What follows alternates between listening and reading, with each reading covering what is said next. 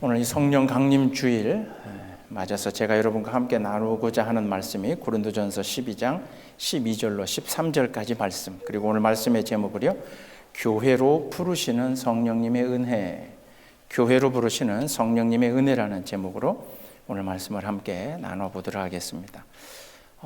우리가 이 양우리 교회가 비록 좀 연세 많으신 분들이 주류를 이루고 있긴 하지만 마음은 항상 우리가 청춘을 좀 사모하자고요. 이게 무슨 얘기냐면 요즘 젊은이들은요, 유튜브를 봐도 그렇고 SNS를 봐도 그렇고 그 젊은이들은 긴 걸 싫어합니다. 그래서 뭐 몇십 분짜리 이런 영상 말고 짧게, 그래서 그걸 이제 페이스북에서는 이제 쇼츠라고 15초, 30초 이내에 자기 메시지들을 다 전달하는 이제 그런 시대가 됐어요. 제가 그래서 오늘 이 시간에 오늘 말씀을 시작 전에 그렇게 한번 얘기를 해볼게요. 구약 성경을 짧게 두 문장으로 한번 요약해 보신다면, 여러분들 머릿속으로 한번 해보세요. 이 복잡하고 성경에 있는 이 긴 구약 성경을 짧게 두 센텐스로 여러분들이 한번 요약해 보세요. 그럼 여러분들 뭐라고 하실 것 같습니까?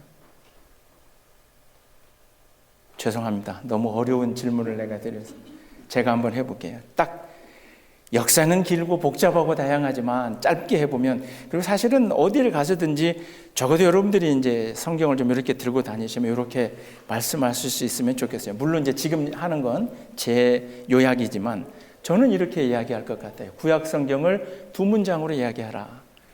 몇 분 표정은 그게 두 문장으로 왜 쓸데없이 그런 걸 하나 하는 표정인데 한번 들어보세요. 구약 성경을 두 문장으로 요약하면 세상은 하나님이 창조하셨다.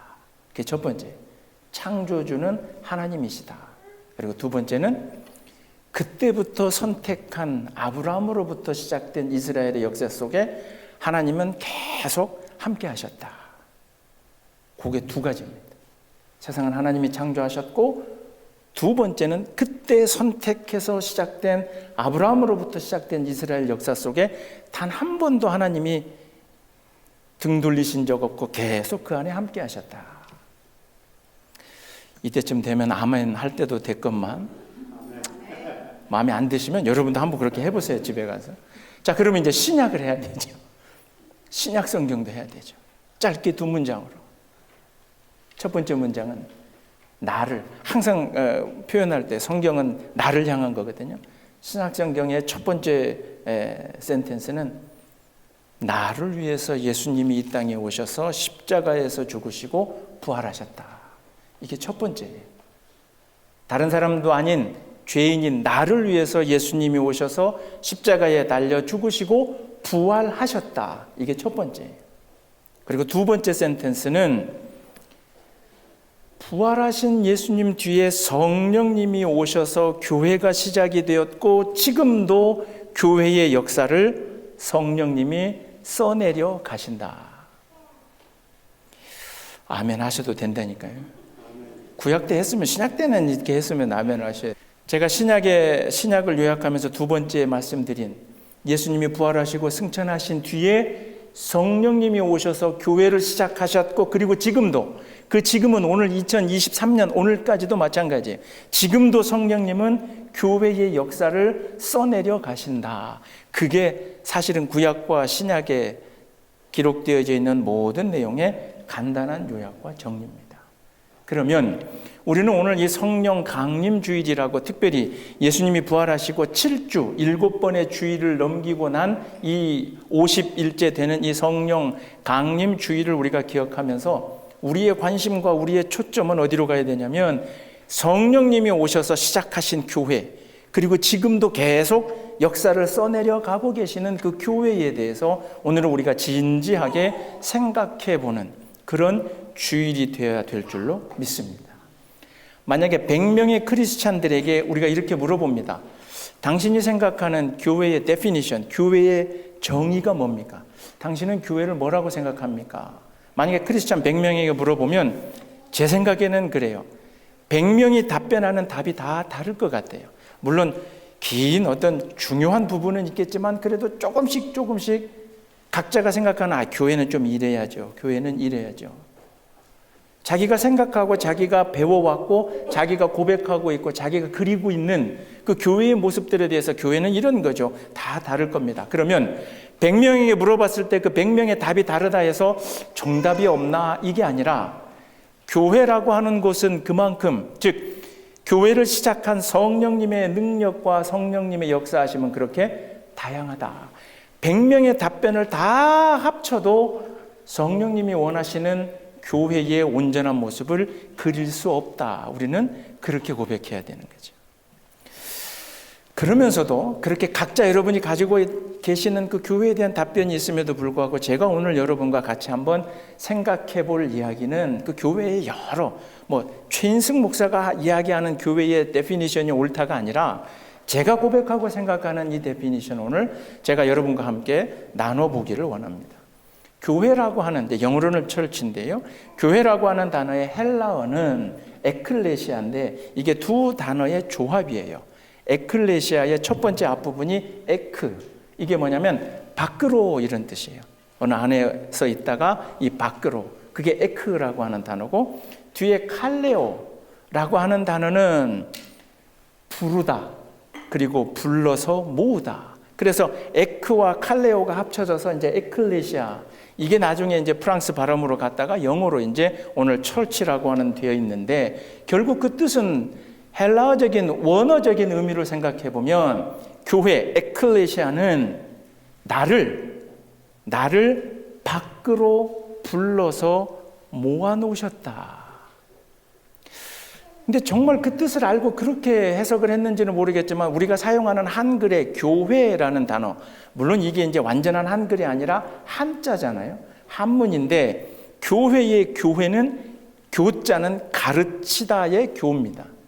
그리고 뒤에 있는 회, 이 회가 아시다시피 무슨 뜻이죠? 모일 회자예요. 모여서 가르침을 주고받는 것이 교회라는 거죠. 그러니 앞에서 말씀드린 에클레시아, 헬라어적인 정의와 합쳐서 이야기를 해보면 저는 교회에 대해서 이렇게 이야기할 수 있을 것 같아요.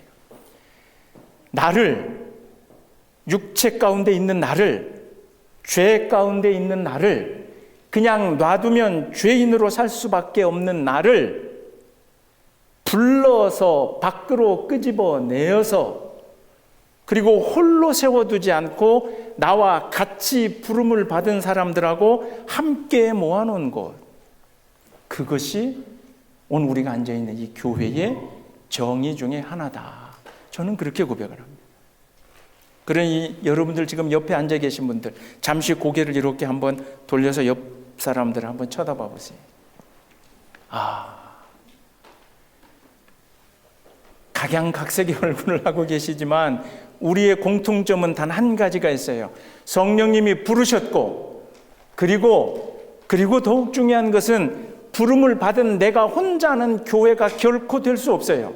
내가 부름을 받았고 또 내 옆에 있는 이분도 부름을 받아 이곳에 와서 우리가 지금 함께 모일 회자에 함께 모여 있는 교회가 되어 있다는 거죠. 교회는 결코 당연한 얘기지만 우리 한 사람이 이루어낼 수 있는 것이 아니다는 거죠. 20세기의 그 스위스의 의사였으면서 그리고 이제 목회 상담에 아주 혁혁한 공을 세웠다라고 말할 수 있는 폴 투르니에라고 하는 그 의사가 이런 이야기를 합니다. 인간이 살면서 모든 것을 자기 혼자 할 수 있을 것 같아 보이는 세상에 우리가 살고 있지만 인간이 결코 혼자 할 수 없는 게 두 가지가 있다. 그 첫 번째가 결혼입니다. 그렇죠?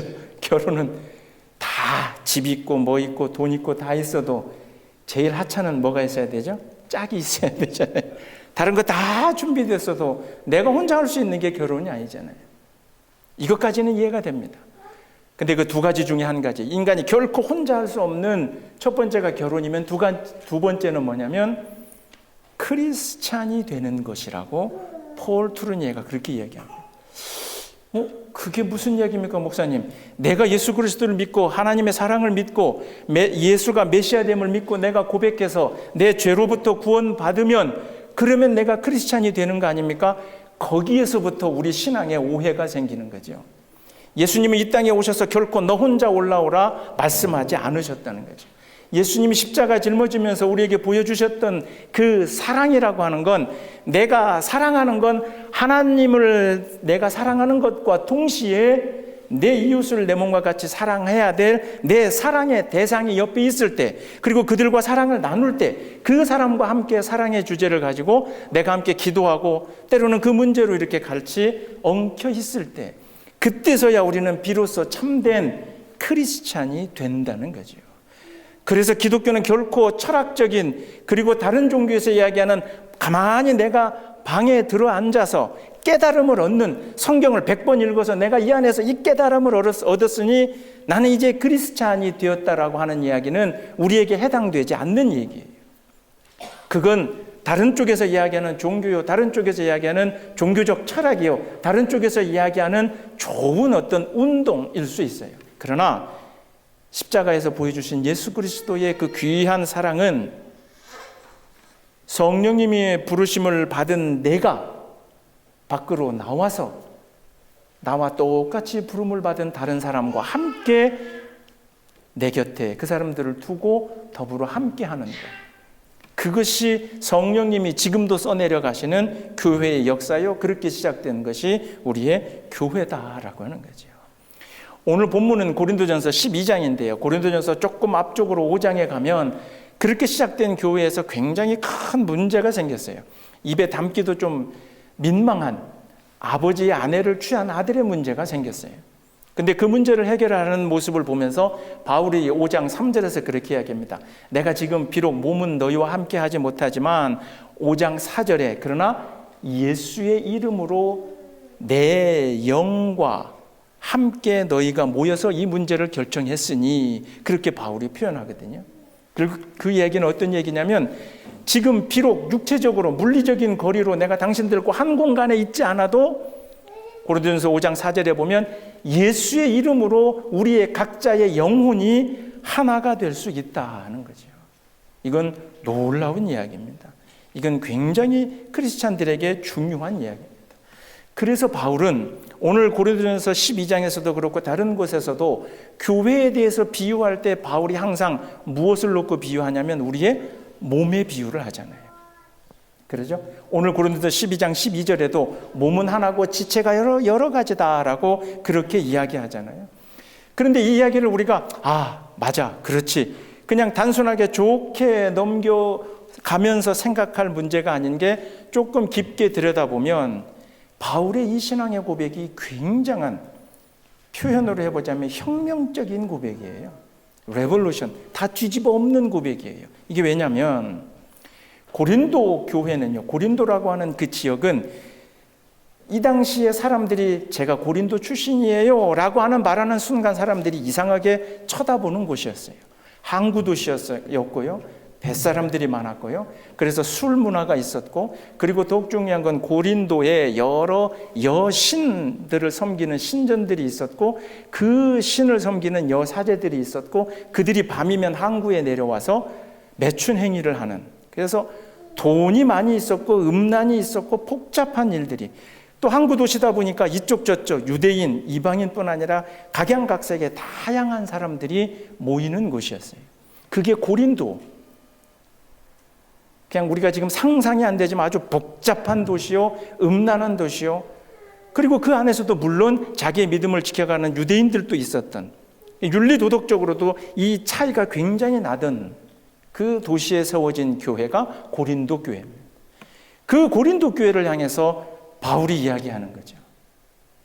유대인이나 헬라인이나 종이나 자유인이나 우리가 다 하나다. 하나일 수 없어요. 하나가 될 수도 없고, 이 사람들이 세상적인 생각으로는 말도 안 되는 얘기예요. 그 사람들하고 옆에 갈 수도 없는 얘기예요. 어떻게 종과 자유인이 같은 자리에 앉아서 뭐 내가 저 사람하고 같다고? 있을 수도 없는 얘기예요. 우리는 이 말씀을 읽으면서 늘 그렇지, 교회, 그래, 우리 형제 자매, 2023년에 우리의 기준으로 이 말씀을 읽으니 이거 뭐 당연한 이야기지. 그러나 이 고린도 시대로 가보면 있을 수 없는 얘기예요. 제가 이제 아시는 분은 아시는, 오늘 몇 분 새로 오신 분들이 오셔가지고 제가 좀 젊어 보이지만 50이 넘었잖아요. 이거 웃자고 드리는 말씀인데, 제가 혈기 방자할 때 30대 때 군목을 할 때 제가 지금도 이 교회 이야기를 하면은 잊을 수가 없는 게 TV 영상을 보면서 공중에 주먹질을 좀 한 일이 있습니다. 그게 뭐냐면 제가 30대 때 2000년대 그 중반에 한국 교회, 제가 이름은 이야기하지 않을게요. 교회 건축 문제로 한국에 굉장히 큰 교회인데 건축 문제로 굉장히 싸우던 교회가 있었어요. 오죽했으면 TV 시사 프로그램에서 그 교회가 도대체 왜 싸우나 하고 그걸 방영한, 그래서 그 TV를 내가 보다가 이 혈기 방자한 목사가 공중으로 제가 주먹을 몇 번 날린 일이 있었는데, 그 한 장면이 이거예요. 얼굴은 모자이크해서 그분이 안 나와요. 근데 복장은 양복이었어요. 그냥 자막은 A측 성도, 그러니까 찬성 반대하는 뭐 하여튼 이 성도에서 표현이 되어 있는데, 이 필름 영상이 돌아가는데 그분이 이런 말을 내뱉어요. 제가 분명히 지금도 기억을 합니다. 그 반대편 사람들을 향해서 이렇게 얘기해요. 내가 교회나 오니까 당신 같은 사람들 만나주지, 당신들 교회 아니면, 여기 아니면 당신 같은 사람들이 나 만날 일이 있을 것 같아? 이 이야기를 들으면서 제가 혼자 TV 보다가 그냥 혈기 방자해서 그런지, 저기 우리 교인 같았다면 내가 가서 멱살이라도 잡고 싶다. 분명히 그분이, 장로님 죄송하지만 그 상황과 정황상으로 그 교회에 최소 안수 집사님 이상 혹은 장로님 급이에요. 그 이제 이 스토리의 흐름의 장면에 보니 그분은 교회를 다닌 게 아니에요. 그분이 그 교회에서 집사가 됐든 장로가 됐든 권사가 됐든, 혹 그게 부교역자, 혹 그게 그 교회 담임 목사였어도 그 사람은 교회를 모르는 거예요. 내가 교회나 되니 당신 같은 사람들을 나한테 와서 감히 이야기하지. 아마 세상적으로는 돈이 많은가 보죠. 세상적으로는 무슨 회장님, 사장님 되나 보죠. 만약에 장로님이었다면. 세상적으로는 뭐 권력이 좀 있나 보죠. 그러니 교회에서 그따위 소리를 하는 거죠.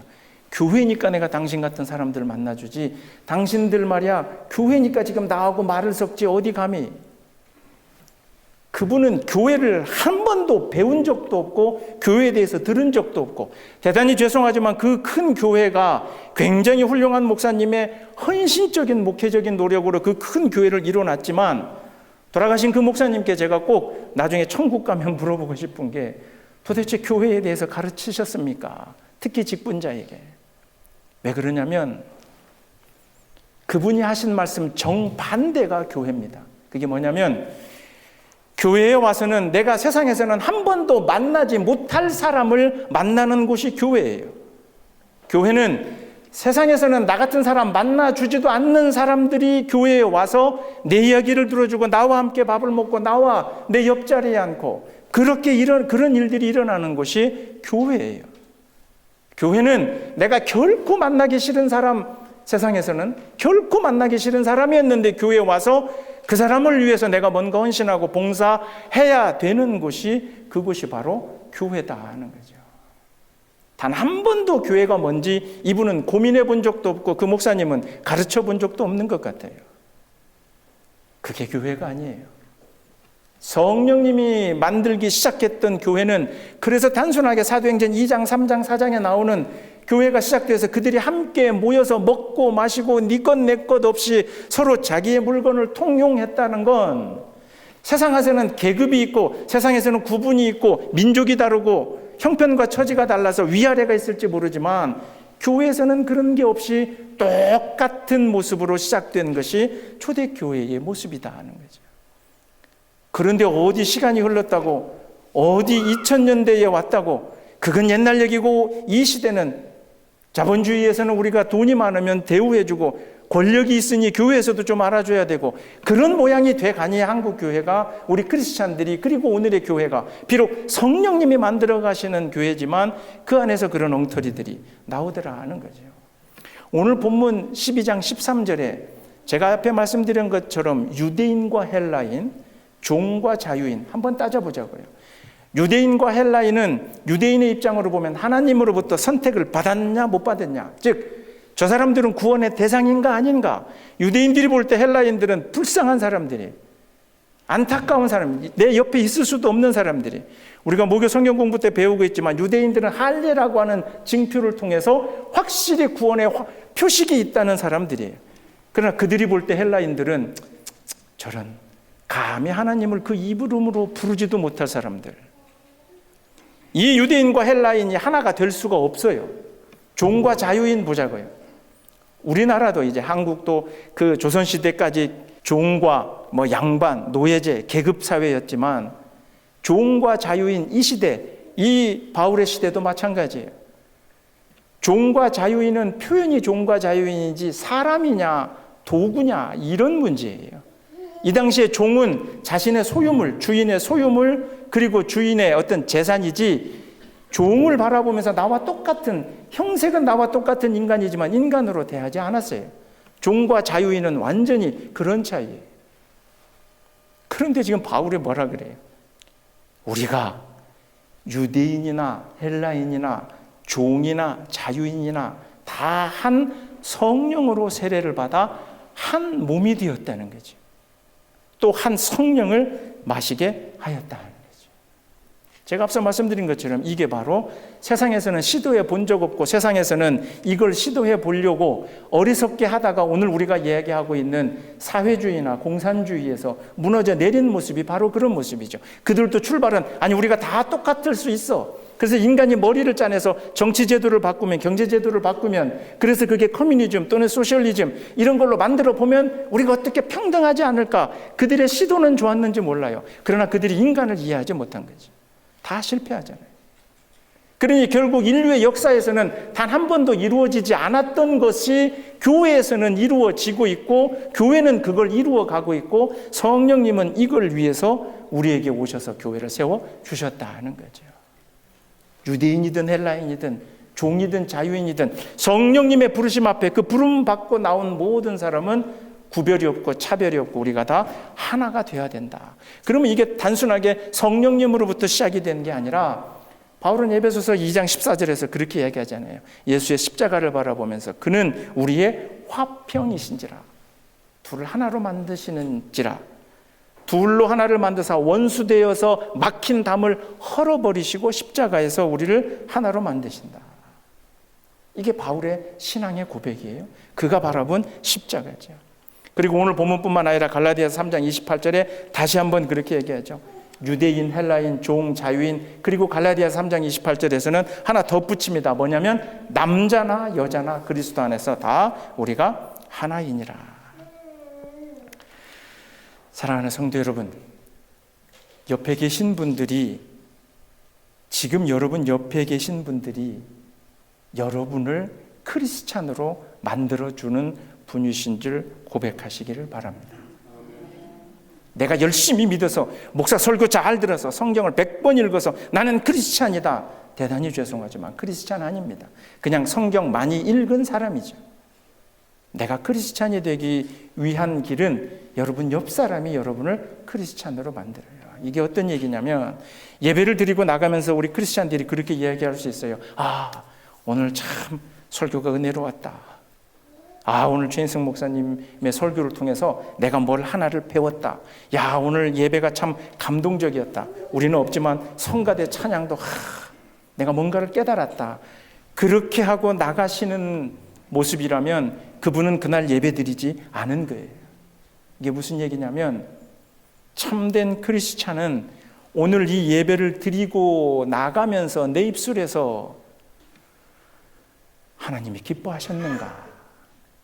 이 예배를 통해서 내가 받은 은혜, 내가 받은 감동, 내가 뭘 배웠다가 아니라 이 예배를 드리는 나의 모습을 통해서 하나님이 기뻐하셨는가를 퀘스천 마크를 달고 나가는 게 참된 크리스찬이죠.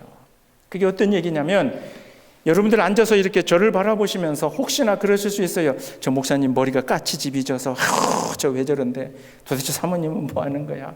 뭐 우리는 없지만 성가대 누가 성가 막 찬양을 하면 저 성가대 저 소프라노 틀렸네. 저 왜 저러지? 반주가 이러면 저 반주 왜 저래? 앞에 뭐 예를 들어 오늘 같으면 장로님 기도하시면 장로님 기도를 좀 길게 해야지. 뭐 예입니다. 시험 받지 마시고. 그렇게 교회를 평가하고 앉아 있는 나의 모습을 하나님은 바라보시지 하나님은 이 예배 시간에 설교하는 최인승 목사를 바라보지 않으세요.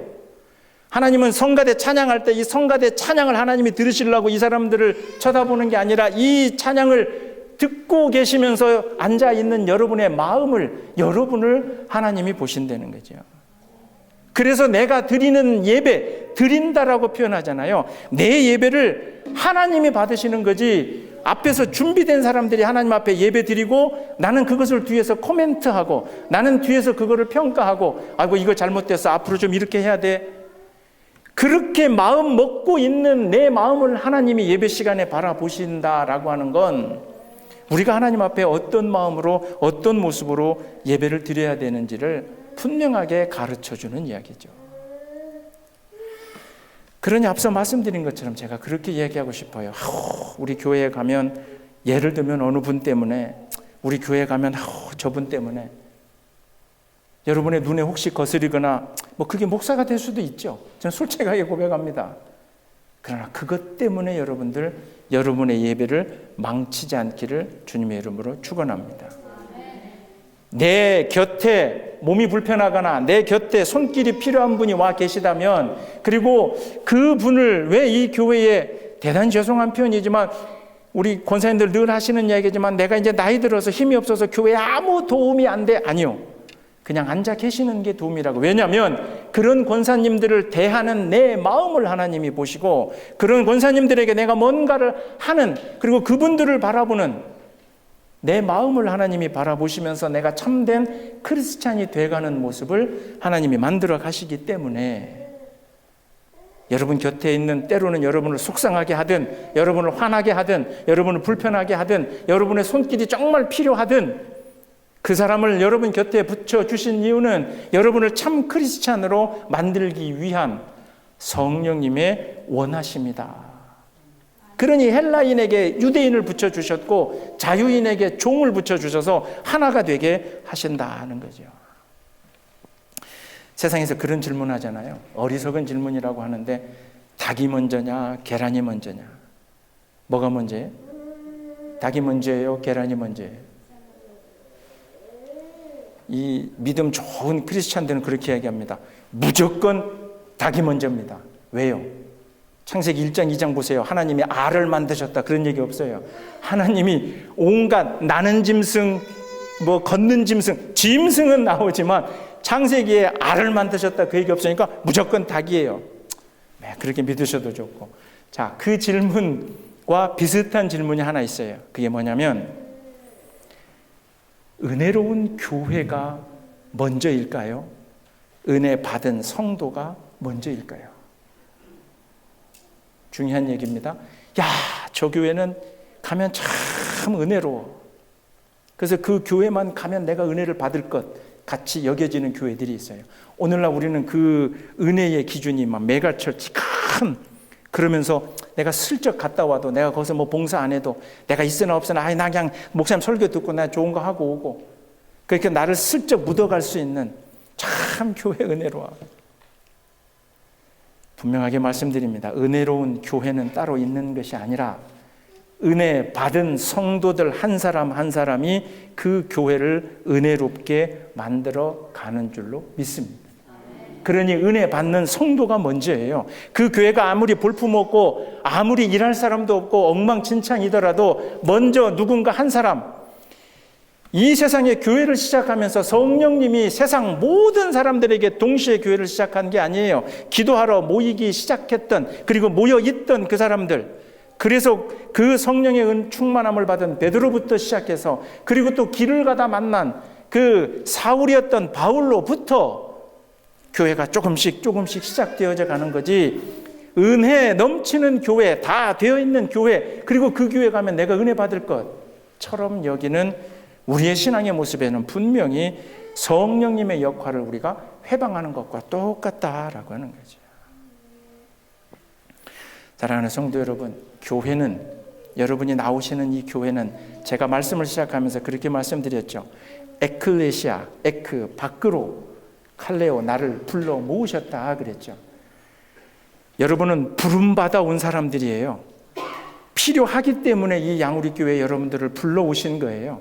여러분들은 이곳에 내가 온 것처럼 생각하실 수 있어요. 그래서 제가 매주일 예배 시작할 때 늘 그렇게 멘트를 드리죠. 성령님이 오늘도 여러분의 몸과 마음을 이곳으로 인도해 주셨다 그러죠. 그냥 그곳에 두지 않고 이쪽으로 데려오셨다, 끌고 오셨다 그러죠. 그러니 부름 받아서 나온 사람은 마치 군인이 입대하라고 하는 영장을 받고 훈련소에 들어가면 그곳의 모든 걸 그대로 따라야 군인이 돼요. 똑같은 얘기예요. 성령님이 나를 불러서 이곳에 왔는데 내가 와서 보니 이곳을 내 마음대로 좌지우지 하는 곳이 교회가 아니에요. 이 교회에 나를 녹여서, 멜팅팟이라 그러죠. 용광로처럼 그 안에서 나를 완전히 녹여서 방향을 모르겠지만, 그 결과는 모르겠지만 이 교회를 내가 함께 만들어가는 것이 교회요, 그것이 크리스찬이요, 그것이 성령님이 원하시는 교회의 모습이다 하는 거죠. 미국의 어느 목사님이 이렇게 답변을 했다 그래요. 큰 교회 목사님이 이렇게 예배를 끝나고 나가는데 그 주에 처음 온 어느 새신자도 아니죠. 하여튼 방문했던 그분이 이렇게 나가면서 이제 목사님하고 인사하면서, 아, 목사님, 교회가 아주 훌륭합니다. 이랬다 그래요. 그러니까 그 목사님이 그분에게 이렇게 답변을 했다 그럽니다. 아, 그래요? 제가 최근에 다이어트를 열심히 했는데 좋아 보인다니 참 감사합니다. 아니, 그 사람은 교회를 이야기했는데 이 목사는 제가 다이어트를 했거든요. 그래서 좋아 보인다니 좋습니다. 그 목사님의 답변이 틀린 게 아니라 그게 맞아요. 뭐냐면 여러분 한 사람이 교회의 요소요, 여러분들이 교회를 이루는 모습이요. 그러니 그 다이어트를 열심히 해서 조금 몸이 좋아 보이는 그 목사 모습 자체 하나도 그 훌륭한 교회 안에 포함될 수 있다는 거죠. 목사의 설교의 완성은 저는 그렇게 고백합니다. 목사의 설교가 은혜로웠다라고 하는 건 내가 앉아서 들어보니 그 목사의 설교가 내가 생각하는 것과 딱 맞아서 참 은혜롭다. 대단히 죄송하지만 그거 은혜 아닙니다. 목사의 설교가 참 은혜로웠다. 나를 막 울게 만들고 웃게 만들었으니 참 은혜로웠다. 죄송하지만 그것도 아니에요. 목사의 설교가 은혜로웠다. 성경 여러 구석구석을 나에게 많이 가르쳐줘서 참 은혜로웠다. 그것도 아니에요. 목사의 설교가 은혜로웠다라고 하는 건 그 성도의 나머지 6일간의 삶을 통해서 증명되어지는 거예요. 목사의 설교가 은혜로웠다고 나가면서 목사에게 목사님 은혜 받았습니다 하지 마세요. 차라리 이 교회 나가면서부터 일주일간 그러면 그 말씀처럼 내가 다른 사람들에게 우리 교회 목사의 설교를 내 삶으로 그 사람들에게 보여줄 때, 그리고 그것이 참된 그런 모습이 될 때 그 교회 목사의 설교가 은혜로워지는 거지, 내가 듣기에 그렇지 맞아, 그건 내가 교회에 녹아나는 게 아니라 나는 이대로 있을 테니까 니네가 내 쪽으로 와라라고 하는 자기교만이요, 자기 이기적인 것이요, 성령님은 내 밖으로 나를 끄집어내지만 나는 아직도 내 안에 있겠다는 모습이다라는 거죠. 앞으로 이 양우리 교회의 최인승 목사의 설교가 이 지역에서 은혜롭게 되기를 제가 기도합니다. 아멘을 안 하시잖아요. 최인승 목사는 참 설교를 은혜롭게 한다. 나는 그 얘기를 듣고 싶어요. 근데 그 얘기가 이곳에 와서 들어보니 은혜롭다가 아니라 그냥 여러분들이 각자 여러분의 삶에서 도대체 어떤 목사가 뭐라고 설교했길래 이분이 이렇게 변하나. 할렐루야. 설교는 목사 혼자 하는 게 아니라 만들어가는 것이요, 함께 하는 것이요, 성령님도 결코 당신 스스로 모든 교회를 끌고 가는 게 아니었기 때문에 흥하는 교회가 있었고 무너져 내리는 교회가 있었고 흩어져 버리는 교회가 있었고 모이는 교회가 있었고 부름을 받은 그 여러분 한 사람 한 사람이 이 교회를 만들어 간다는 거죠. 신은 죽었다라고 하는 표현으로 우리 크리스찬들에게는 조금 찝찝한 분 한 분 계시죠? 철학자 니체. 근데 사실은 이분이 루터교 교단의 목사 아들입니다. 그래서 이 19세기 독일 철학자 니체에게 하도 비판적으로 이야기를 하니까 어느 분이 물어봤답니다. 야, 너는 아버지도 목사고 너도 그런데 왜 그렇게 크리스찬들에 대해서, 기독교인들에 대해서 그렇게 부정적인 그런 이야기들을 많이 해. 니체가 이렇게 얘기했다 그럽니다. 그 크리스찬들이 조금만 더 구원받은 사람들의 모습을 나에게 보여줬다면 나도 그들의 구원을 믿었을 텐데, 이런 얘기를 했다는 거죠. 우리는 구원의 문제를 놓고 예배드리기 위해서 교회로 모여요. 그런데 우리의 모습 때문에 시험받는 사람들이 있어요. 우리의 모습 때문에 하나님을 멀리하는 분도 있을 수 있어요.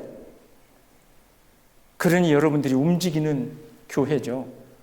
여러분들이 모이는 교회와 흩어지는 교회의 개념을 기억하시고, 교회는 이미 다 만들어져 있어서 내가 거기에 갔다 오는 게 아니라, 교회는 나를 완전히 녹여서 이 안에, 그게 때로는 헌신이요 봉사라고 얘기하는 거고, 때로는 잘못되어져 가는 교회라면 정확하게 비판도 하고 지적도 하고 세워져 가고, 그리고 손길이 필요한 사람들에게는 내가 손이 되어주기도 하고, 그리고 나는 도움이 필요하다 그러면 다른 분들의 헌신을 또 부담 없이 충분히 내가 또 받는, 그런 일들이 초대교회의 모습이요, 그런 일들이 성령님이 오셔서 이 세상에서 만들어가고 있는 교회의 역사다라고 하는 거죠.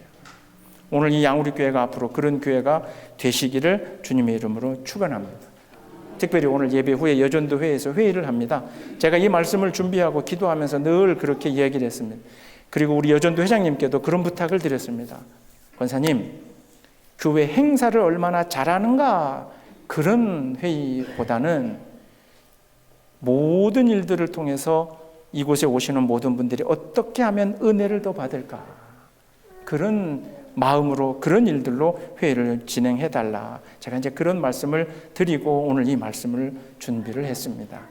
사랑하는 성도 여러분, 여러분이 이 교회에서 유대인의 입장일 수 있고, 때로는 여러분이 이 교회에서 헬라인일 수 있어요. 여러분이 어떤 형편에서는, 세상적인 기준으로는 여러분들이 이 교회에서 나는 자유인, 나는 주인이다 할 수 있고, 세상적인 형편과 처지에서 여러분들은 종, 노예, 세상에서는 아무 쓸모없어 비춰지는 사람으로 그렇게 있을 수도 있었어요. 그러나 이 교회에 와서 예배 드리며 성령님의 임재하심을 경험하는 순간, 여러분 모두가 다 하나임을 믿으시기를 주님의 이름으로 축원합니다. 동등합니다. 더 나은 사람, 더 부족한 사람, 더한 사람, 못한 사람, 위에 있는 사람, 아래에 있는 사람 없습니다. 그걸 인간들은 못 만들어냈지만, 정치제도로, 경제제도로 못 만들어냈지만, 교회는 그걸 만들어낼 수 있고, 성령님은 그거를 위해서 우리를 교회로 부르셨고, 그 교회가 우리 이 양우리교회 모습이 되기를 이 목사는 간절히 기도하고 있으니, 여러분도 이 일에 정말 한 걸음 한 걸음 함께 따라오시는 여러분 되시기를 주님의 이름으로 축원합니다. 기도하겠습니다. 하나님 감사합니다. 성령님으로 오셔서 교회의 역사를 써가시는 하나님의 능력 앞에 저희들 무릎 꿇게 하여 주시옵소서. 세상은 감히 할 수도 없고 흉내낼 수도 없는 일들이 교회에서 일어나고 있음을 저희들 증명하게 하여 주시옵소서. 양우리 교회가 바로 그런 모습의 교회가 되도록 나를 온전히 녹여 이 교회를 만들어가는 은혜가 있게 하여 주실 줄 믿사오며, 이 모든 말씀 예수님 이름으로 기도드리옵나이다. 아멘.